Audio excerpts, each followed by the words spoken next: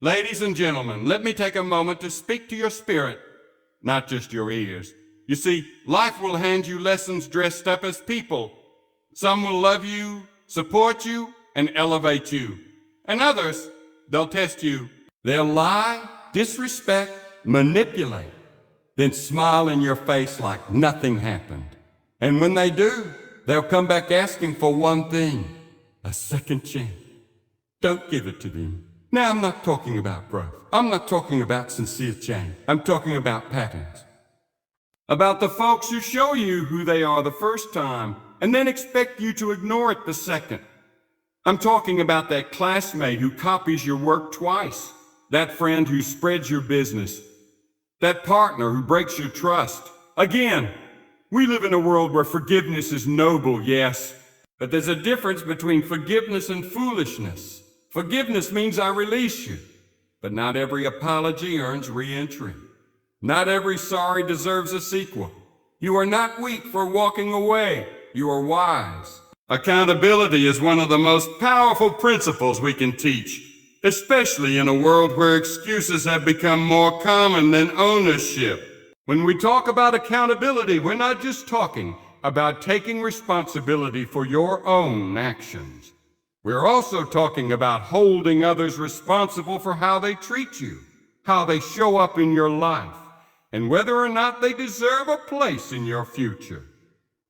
And this is where the idea of not giving someone a second chance becomes a lesson in growth, not in grudges. We're taught from a young age to forgive, to be patient, to give people the benefit of the doubt. Those are good values. But what often gets left out of the conversation is this: what do you do when someone shows you clearly and without apology that they do not respect you? What do you do when they cross a line, betray your trust, or drain your energy? You don't give them a second chance to do it again.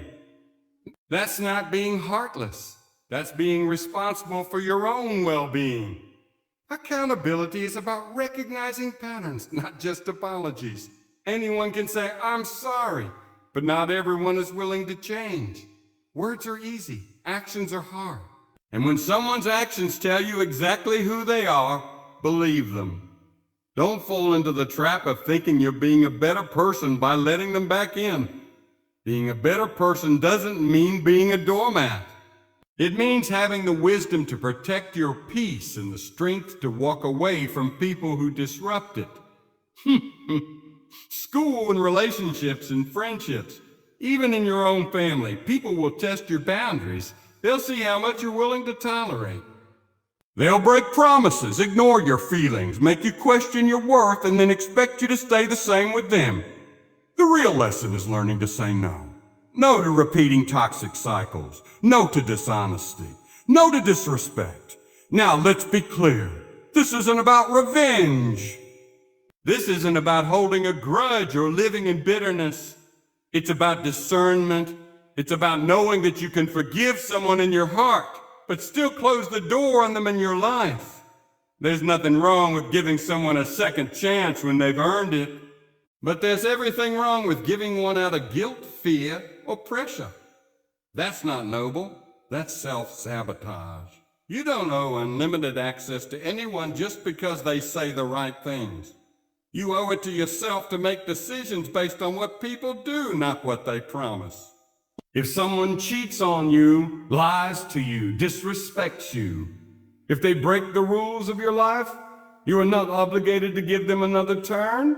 Life isn't a revolving door. Your trust isn't a loan that people can default on over and over again. When you start taking accountability seriously, not just for yourself, but in your expectations of others, you start to see who's really in your corner. You start to recognize who adds value to your life and who only drains it. And that's a powerful place to be. Because when you walk in accountability, you stop making decisions out of weakness or emotion. You start making them with intention. So the next time someone asks for a second chance, pause. Ask yourself, have they truly changed? Do they respect you now? Have they made the effort to repair the damage they caused? If the answer is no, then the answer is simple. Don't give them a second chance. Self-worth is not just a feel-good phrase. It's the foundation for how you allow others to treat you. It's the standard you set for your relationships, your friendships, your education, and your life decisions. When you understand your value, you begin to see that not everyone deserves a seat at your table. And that's where boundaries come in. Saying a no to someone who's already shown they can't respect you isn't cruelty. It's self-respect in action. Far too often, people confuse kindness with tolerance. They think that being a good person means always giving others another chance, always keeping the door open, always allowing space for someone to come back around.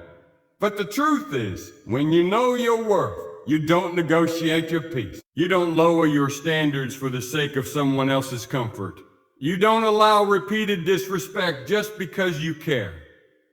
We teach people how to treat us by what we allow, what we accept, and what we continue to forgive. If someone breaks your trust and faces no consequences, if they lie to you, manipulate you, or take advantage of you and you still let them back in, what you're silently saying is, this behavior is okay. And once that becomes the message, it becomes the norm. Setting boundaries is not about being cold or heartless.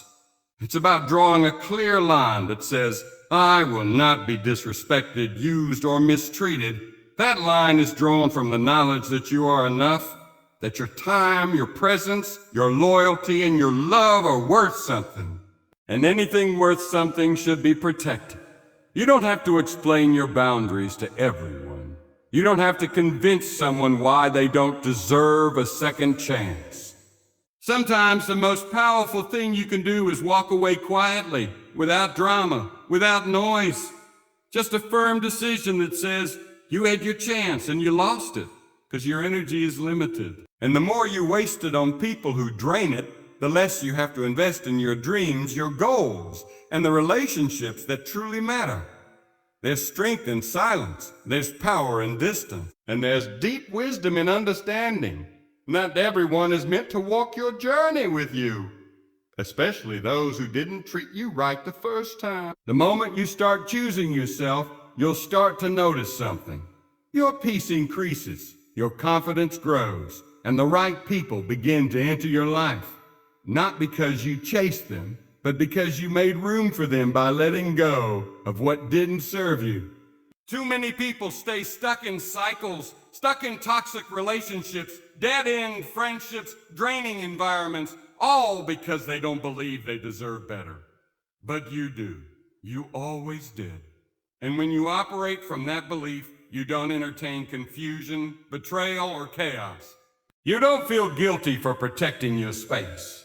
You don't feel bad for saying, I'm done.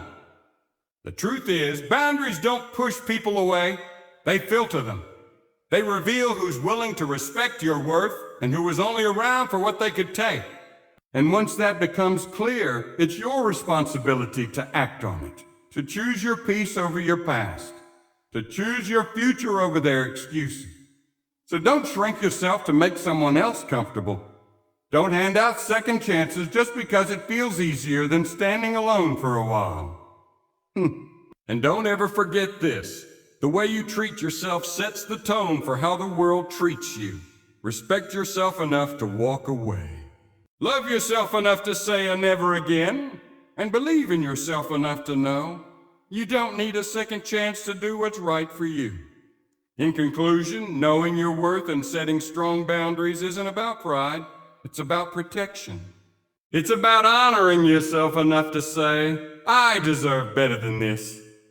Life is too short to keep offering second chances to those who misuse the first. You are not obligated to carry people who keep showing you they aren't ready, willing, or worthy to walk with you. Stand firm in your values. Trust your instincts. And remember, the power to protect your peace, your purpose, and your potential lies in one simple decision.